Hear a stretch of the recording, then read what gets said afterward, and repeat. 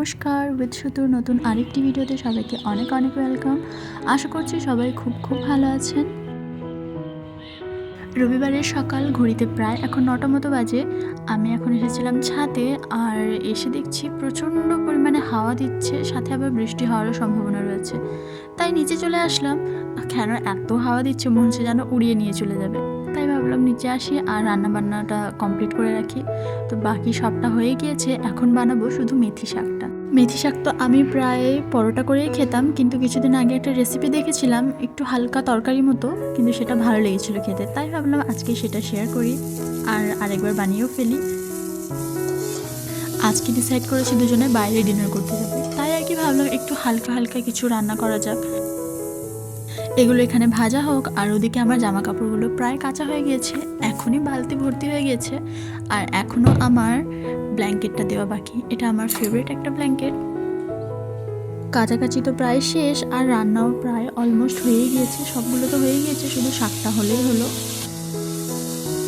কিছুদিন যাবৎ রান্না করতে করতে বুঝেছি যে শাক রান্না করলে তাতে জল দিতে হয় না, শাক থেকে যেটা জল বেরোয় তাতেই সেদ্ধ হয়ে যায়।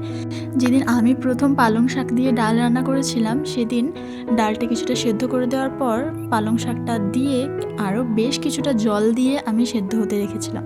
তারপর কিছুক্ষণ পর ঢাকা সরিয়ে দেখছি ডাল আর পালং শাক তো ভালো মতো রান্না হয়ে গিয়েছে, কিন্তু জল সে পুরো এক পুকুর মতো হয়ে রয়েছে। তো তারপর থেকে জানতে পারলাম যে শাক রান্না করলে তাতে এক্সট্রা করে কোনো জল দিতে লাগে না, যদি খুবই দরকার হয় সামান্য একটু জল দিই না। তো সেদিন সেই রান্নাটা ঠিকঠাক করার জন্য আমাকে আরও বেশ কিছুটা সময় ব্যয় করতে হয়েছিল, যাতে আমি যখন ডিউটি গিয়েছিলাম আমার ডিউটিতেও যেতে অনেক দেরি হয়ে গিয়েছিল। তো যাকে এদিকে রান্না তো কমপ্লিট, আর এখন যাব ছাদে এগুলোকে শুকোতে দেবো। আর কিছুটা জল নিয়েছি, মানে ওই চাল আর ডাল ধোয়া জল, যেগুলো বলে গাছে দিলে গাছ একটু ভালো থাকে, মানে বাড়ে হয়তো তাড়াতাড়ি বা কিছু একটা, আমার ঠিক খেয়াল নেই। আর এখানে মাটি ভিজিয়ে রেখেছিলাম কিছু লাগানোর জন্য। তো ওদিকে দেওয়ার পর জলটা আরও বেশি হয়ে গিয়েছিলো, তাই ভাবলাম এখানে জলটা মিশিয়ে রাখি, অ্যাটলিস্ট কিছু লাগাই আর না লাগিয়ে যতদিন লাগাবো মাটির উর্বরতাটা একটু বেড়ে যাবে। তখনও দেখছি হাওয়া প্রচণ্ড হারে দিচ্ছে, ওই যে গাছগুলো এখনও সব বেঁকে রয়েছে, একটাও সোজা নেই, এত ঝোড়ো হাওয়া বইছে। আর আকাশটা প্রায় ছিটে ছিটে মেঘে মেঘে ঢাকা রয়েছে, সূর্যটাও পর্যন্ত ঢেকে গিয়েছে। তো এই ঝোড়ো হাওয়ায় কিছুক্ষণ দাঁড়িয়ে থাকার পর নিচে নেমে আসলাম, আর এসে খাওয়ার দাওয়ার প্যাক করে দিলাম। কিন্তু কি হবে, এত তাড়াহুড়ো করে প্যাক করে দিলাম, আর ড্রাইভার সে খাওয়ার না নিয়েই চলে গিয়েছে। তো যেমন আবার প্যাক করেছিলাম, ঠিক তেমনি এগুলোকে আবার ঢেলে যে যার জায়গায় রেখে দিয়েছি। তো এই টুকটাক কাজের মধ্যে ঘড়িতে প্রায় 1:30টা বেজে গিয়েছে। তো আমার খাওয়ারটাই ঝটপট বেড়ে নিয়ে বসে যাই আমি খেতে। আর দেখতে ভালো লাগবে বলে বাটিতে আমি ভর্তি করে ডাল নিয়েছি, কিন্তু খেতে পারিনি সবটা, আবার সবটা ঢেলে রেখে অল্প একটু নিয়ে আবার খেতে বসেছি। তো খাওয়া দাওয়া সেরে বিকেলবেলা আবার জামা কাপড়গুলো তুলে আনতে গেলাম ছাদে, গিয়ে দেখছি উত্তর বা দক্ষিণ কোণাটির দিক হবে প্রচণ্ড পরিমাণে মেঘ করেছে, সাথে আরও ঝোড়ো আর ঠান্ডা হাওয়া বইতে লেগেছে। তো ভাবলাম হয়তো আমাদের আজকের বাইরে যাওয়ার প্ল্যানটা চপাট হয়ে যাবে, কিন্তু শেষ পর্যন্ত আর হয়নি। এক দল পাখি কিচিরমিচির করে ওরাও ফেরত চলে গেল, আর আমিও এই অস্ত যাওয়া সূর্যকে দেখতে দেখতে রুমে চলে আসলাম। আর তারপর ঝটফট রেডি হয়ে বসেছিলাম।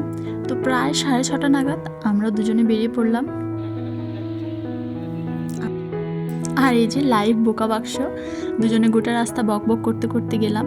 কিছুটা গিয়েই দেখছি ইনি হঠাৎ করে এসে আমাদেরকে জয়েন করেছে। যেহেতু আমাদের বাড়ির থেকে রেস্টুরেন্টগুলো মোটামুটি 10 মিনিট লাগে যেতে, তাই আমরা পায়ে হেঁটেই চলে যাই। তো গিয়ে পৌঁছলাম একটা অন্য রেস্টুরেন্টে, যেহেতু যাওয়ার প্ল্যান ছিল আমাদের অন্য জায়গায়, কিন্তু সেখানে যাওয়া হয়নি শেষ পর্যন্ত। যেহেতু বাইরেটা বেশ ঠান্ডা আর রেস্টুরেন্টের ভেতরটা বেশ সুন্দর সাজানো গোছানো আর গরম গরম পরিবেশটা, তাই ভাবলাম একটু হট চকলেট ওয়াফলস অর্ডার করি। সে তো প্রথমে বলেছিল আমি কিছু খাবো না, আমি অন্য জায়গায় গিয়ে খাবো, কিন্তু শেষ পর্যন্ত এত ঠান্ডা বাইরে, তাই ভাবলাম না আর বাইরে ঘোরাঘুরি করে লাভ নেই, একবারে এখান থেকে কিছু একটা সিলেক্ট করে খেয়ে তারপর চলে যাই। আপাতত সে কাঁটা চামচ নিয়ে ওয়াফলসের সাথে যুদ্ধ করায় ব্যস্ত। তো তারই পর মেন কোর্স অর্ডার দেওয়ার পর বেশ কিছুক্ষণ অপেক্ষা করতে হচ্ছিল দেখে আমরা ভাবলাম একটু ফটোশ্যুট করা যাক। আর এই ফাঁকে কখন যিনি খাবার সার্ভ করছিলেন সে এসে আমাদের দেখতে না পেয়ে রীতিমতো শকড হয়ে গিয়েছে, ভাবছে বোধহয় আমরা টাকা না দিয়ে চলে গিয়েছি। আর তখনই লেফট সাইড থেকে আমি তাকে ডাক দিয়ে বললাম যে আমরা চলে যাইনি, এখানেই বসে রয়েছি। তো তারই মধ্যে খাওয়ারগুলো আসলো আর খাওয়ার দাওয়া শেষ করে বেরিয়ে পড়লাম দুজনে বাড়ির উদ্দেশ্যে। চাইনিজ খাবো ডিসাইড করে আসার পরও চিকেন প্ল্যাটার খেয়ে শেষ পর্যন্ত বাড়ি যেতে হচ্ছিল, কিন্তু যাকগে খাবারটা ভালোই টেস্টি ছিল, খুব একটা খারাপ লাগেনি। তো যাকে এবার আমার পার্সোনাল বোকা বাক্স আবার ফুল অন হয়ে গিয়েছে। তো আমরা এবার বাড়ির পথ ধরি, আর দেখা হবে পরে আরেকটা ভিডিওতে। সবাই ভালো থাকবেন, সুস্থ থাকবেন। ভিডিওটা ভালো লাগলে লাইক করবেন, চ্যানেলটা সাবস্ক্রাইব করবেন, শেয়ার করবেন যদি ভালো লাগে। আর সবাই ভালো থাকবেন, দেখা হবে পরের ভিডিওতে। Bye bye.